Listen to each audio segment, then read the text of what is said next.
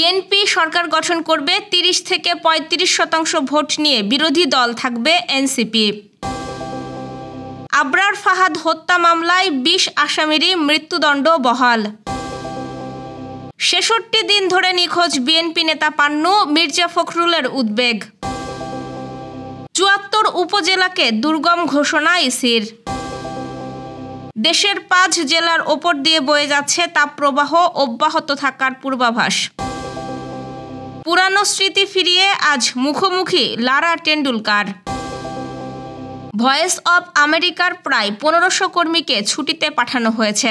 শুনছিলেন দিনের খবরের প্রধান শিরোনাম, এবার বিস্তারিত। তার আগে গ্রামের কাগজের ইউটিউব চ্যানেল সাবস্ক্রাইব করুন এবং সব খবর পেতে ফেসবুক পেজ ফলো করে রাখুন।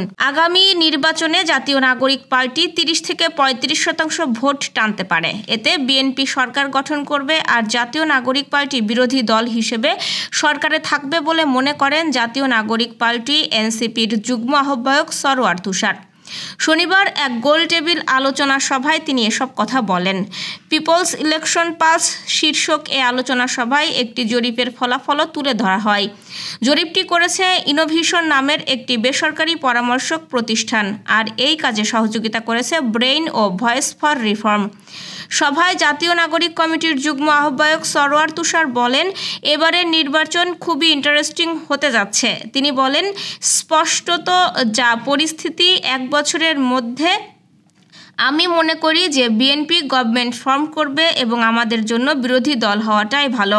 বিরোধী দল আসলে ক্যারেক্টার তৈরি করে দলের। আমি দেখতে চাই দলটা বিরোধী দলে যাক, বিএনপি সরকারে যাক, আমরা বিরোধী দলে যাই। সরওয়ার তুষারের চাওয়া জাতীয় নাগরিক পার্টি কিছু সদস্য সংসদে থাকুক, আর বাইরে শক্তিশালী বিরোধী দল হিসেবেও তারা থাকবেন। এটা তার ব্যক্তিগত আকাঙ্ক্ষা। সামনে রোমাঞ্চকর সময় আসছে উল্লেখ করে সরওয়ার তুষার বলেন, সেটা যেন রাজনৈতিক হানাহানি পর্যায়ে না যায়, প্রতিযোগিতাটা যেন একটা ভদ্রতার পর্যায়ে থাকে। জাতীয় নাগরিক পার্টি আগামী নির্বাচনে ৩০ থেকে ৩৫% ভোট টানতে পারে বলে মনে করে সরওয়ার তুষার দাবি করেন, জামায়াতে ইসলামীর চেয়ে জাতীয় নাগরিক পার্টির ভোট অবশ্যই বেশি হবে।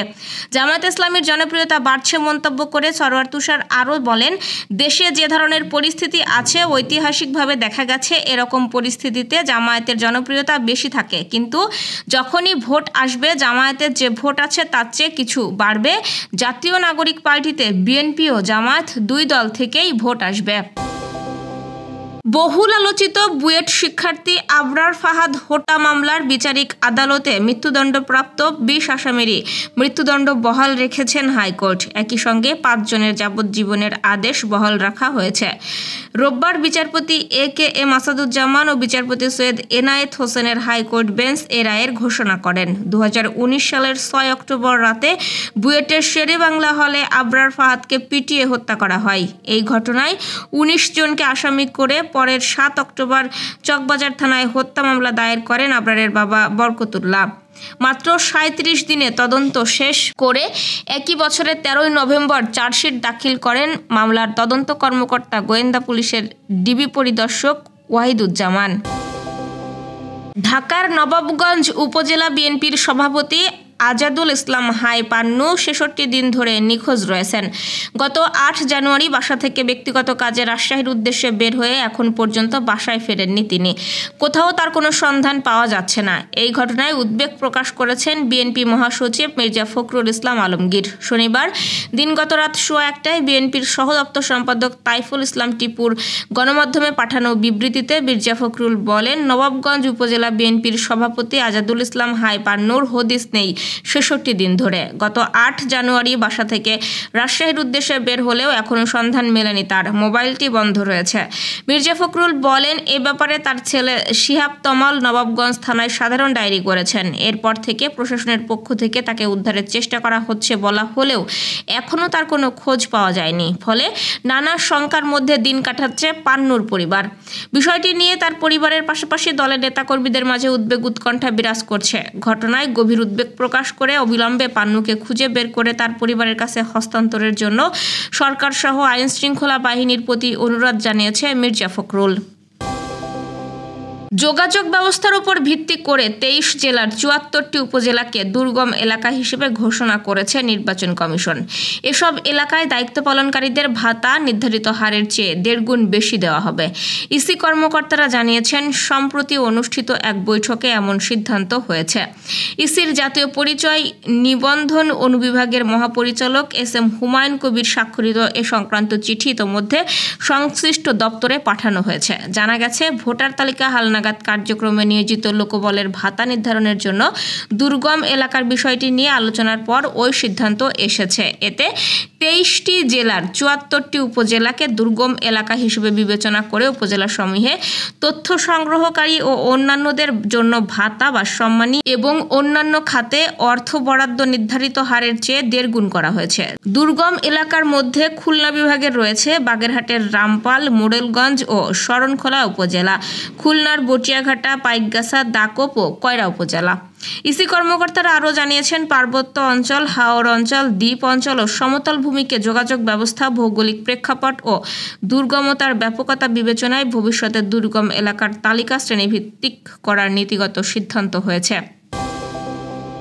দেশের 5 জেলার ওপর দিয়ে তাপপ্রবাহ বয়ে যাচ্ছে এবং তা অব্যাহত থাকতে পারে বলে জানিয়েছে আবহাওয়া অধিদপ্তর। রোববার সকাল 9টা থেকে 24 ঘন্টার পূর্বাভাসে এ তথ্য জানানো হয়েছে। এতে বলা হয়েছে, রাজশাহী, পাবনা, সিরাজগঞ্জ, কুষ্টিয়া ও রাঙ্গামাটি জেলার ওপর দিয়ে মৃদু তাপপ্রবাহ বয়ে যাচ্ছে এবং তা অব্যাহত থাকতে পারে। আবহাওয়া অফিস জানায়, লঘুচাপের বর্ধিতাংশ পশ্চিমবঙ্গ ও তৎসংলগ্ন এলাকা পর্যন্ত বিস্তৃত রয়েছে।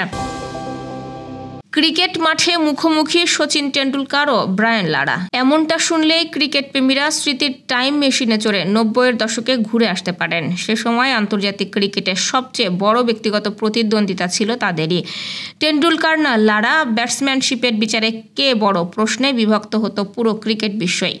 সর্বকালের অন্যতম সেরা সেই দুই ব্যাটসম্যান আজ আবার মুখোমুখি ক্রিকেট মাঠে। কোচ বা অন্য কোনো ভূমিকায় নয়, লারা টেন্ডুলকার আজ খেলোয়াড় হিসেবেই মুখোমুখি হবেন। সাবেক ক্রিকেটারদের টুর্নামেন্ট ইন্টারন্যাশনাল মাস্টার্স লিগের ফাইনালে যে মুখোমুখি ক্যারিবীয় ও ভারতীয় কিংবদন্তির দল। ভারতের রায়পুরে আজ বাংলাদেশ সময় রাত 8টায় শুরু ফাইনালে মুখোমুখি হবে টেন্ডুলকারের ভারত মাস্টার্স ও লারার ওয়েস্ট ইন্ডিজ মাস্টার্স। লারা ও টেন্ডুলকার আবার যার যার দলের অধিনায়ক। ভয়েস অব আমেরিকার প্রায় 1500 কর্মীকে শনিবার ছুটিতে পাঠানো হয়েছে। এছাড়া 2টি মার্কিন সংবাদ সংস্থার অর্থায়নও বন্ধ করে দেওয়া হয়েছে। মার্কিন প্রেসিডেন্ট ডোনাল্ড ট্রাম্প রাষ্ট্রায়ত্ত মূল গণমাধ্যম ও আরও 6টি ফেডারেল সংস্থার বাজেট কমানোর নির্দেশ দেওয়ার একদিন পরই এই পদক্ষেপ নেওয়া হলো। খবর রয়টার্সের। ভয়েস অব আমেরিকার পরিচালক জানিয়েছেন, তার প্রতিষ্ঠানের সাংবাদিক, প্রযোজক ও সহকারী সহ 1300 কর্মীকে প্রশাসনিক ছুটিতে পাঠানো হয়েছে। ফলে 50টি ভাষায় সংবাদ প্রচারকারী এই গণমাধ্যমের কার্যক্রম বিপর্যস্ত হয়ে পড়েছে।